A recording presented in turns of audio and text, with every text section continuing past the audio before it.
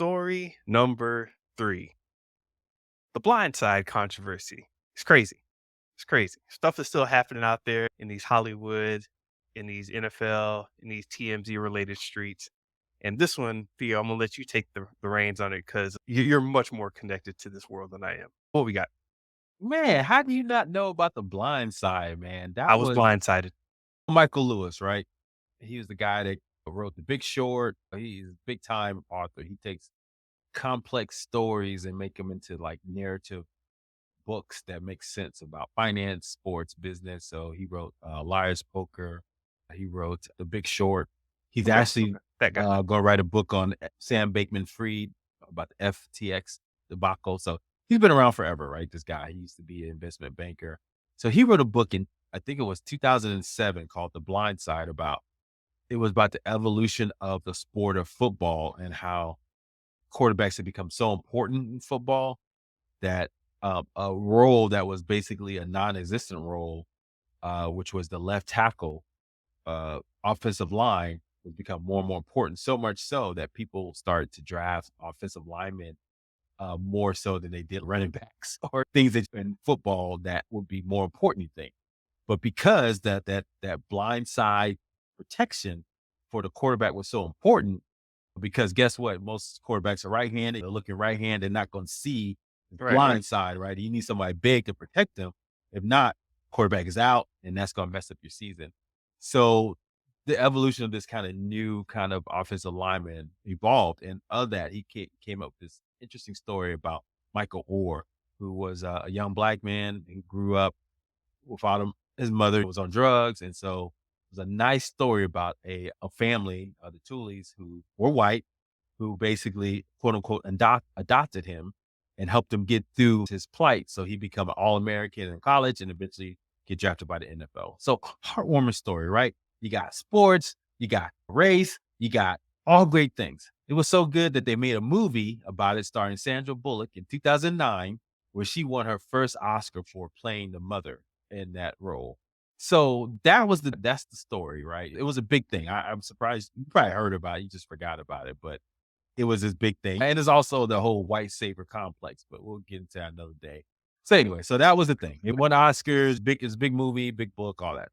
Here we are. Michael Orr is retired from the NFL. He released the book. Come to find out that the family did not adopt him. They, in essence, had a sense where they put him under what they call conservative, what that was called conservatism, or it was some kind of Sure. conservatory, excuse me, where they basically, he's not officially a family member, but they can control his financial dealings and stuff when he was a minor and all that. And because of that, he never partook of any of the financial dealings that came from the movie and the books and all that stuff. Because the family got rich. So let's not get it twisted. The book came out, the movie came out. I think the mom wrote 2 books based on that fame. And so they made lots of money, the family, Thule's family. So Michael Orr wrote his own book. Now he's retired from the NFL, saying he didn't see any of that money. They didn't officially adopt him, and he's bitter. And so it was a big thing that popped up on ESPN first, and then became now it was in Hollywood. There's a variety. It was in, and I think it's an interesting story because it combines a lot of things. When I saw the movie, so let me take a step back, Mr. Benja. Do you remember this movie, number one? And did you call cap on the movie when you first saw it or thought about it? No, so I just looked the movie up and I see I see the poster of Sandra Bullock and this big football player, and then I see another screenshot of her, like, poking a football player in the chest, like, "I'm gonna tell you what's right and just about the world." And based on that, I remember going, "Oh, no, I don't wanna see that." The blonde Sandra Yeah. Bullock, not even the dark-haired Yes, Sandra but Bullock. you got it. That's exactly the concept. And yes, it's so for those that don't know, there's a period of time where it was better to be race neutral. I think they're trying to get us back to that point with some of the folks out there, but it was time like, hey, we can all live in harmony, right? And there's a lot of the white savior tropes that went out there, right? But Dangerous Minds, good Hollywood white lady came in and saved the inner city, right? Or there's just so many, right? Just so many of those Forgot about tropes out Dangerous there. Minds. That was Yes. funny. When she pulls up the chair and sits on it backwards because I'm gonna that's tell you. That's how gangsters sit on chairs and gangsters respect gangsters. Yeah. Get out of here with That's how that, man. that's how gangsters respect gangsters. They don't talk to you unless you pull the chair backwards. Yeah, exactly. Yes, so that was the concept of the whole movie, but even at the time, think we just something smells funny about that, right? And so it's like almost anything you suspect now in the world, you realize, you know what, that there probably is not legit. It's not true. And that I think this whole story about Michael Orr and his family is very disheartening because they came in, they said they're gonna help him. Now he's attesting that they knew he was gonna be All-American. So they were saying, "Oh, he didn't know anybody, he couldn't do anything. We had to help him, all that stuff."